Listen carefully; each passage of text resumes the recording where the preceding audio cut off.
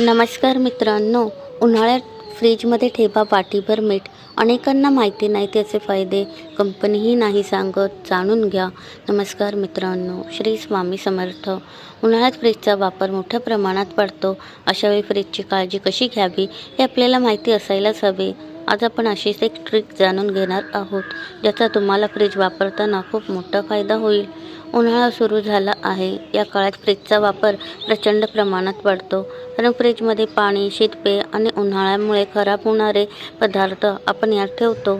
फ्रीजचा वापर वाढलेला असताना त्याची काळजी घेणेही तेवढेच महत्त्वाचे आहे.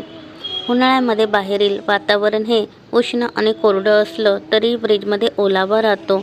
उन्हाळ्यात आपण पाणी घेणे किंवा इतर थंड पदार्थ घेण्यासाठी वारंवार फ्रीज उघडत असतो.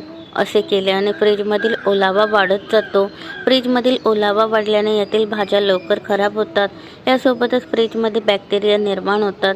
पण हे होऊ नये यासाठी आपल्याकडे एक भारी ट्रिक आहे, जे आपल्याला कोणीच सांगत नाही. अगदी फ्रीज कंपनी याविषयी कधीच सांगत नाही.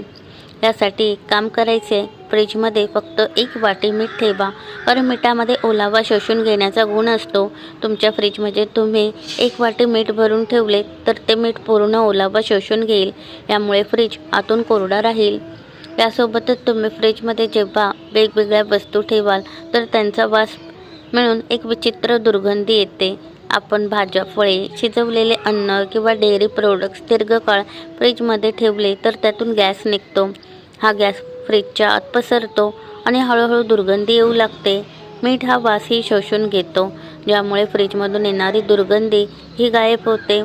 ओलावा आणि दुर्गंधी कमी झाली तर फ्रीजच्या सिस्टमवरील लोडही कमी होतो. लोड कमी झाल्याने फ्रीजची लाईफही वाढते. मीठ अशा प्रकारे ठेवा. एका लहान वाटीमध्ये 100 ते 150 ग्राम मीठ भरून फ्रीजच्या एखाद्या कोपऱ्यात ठेवा. 15 ते 20 दिवसात हे मीठ बदलत जा, कारण मिठाने ओलावा शोषून घेतल्याने त्याचा परिणाम पुन्हा पुन्हा होत नाही. चांगला परिणाम मिळावा म्हणून जाड खडे मिठाचा वापर करा. तुम्हाला मीठ वापरायचे नसेल तर बेकिंग सोडाही दुर्गंधी दूर करण्यासाठी मदत करतो. हे देखील तुम्ही वाटीत भरून ठेवू शकता. धन्यवाद.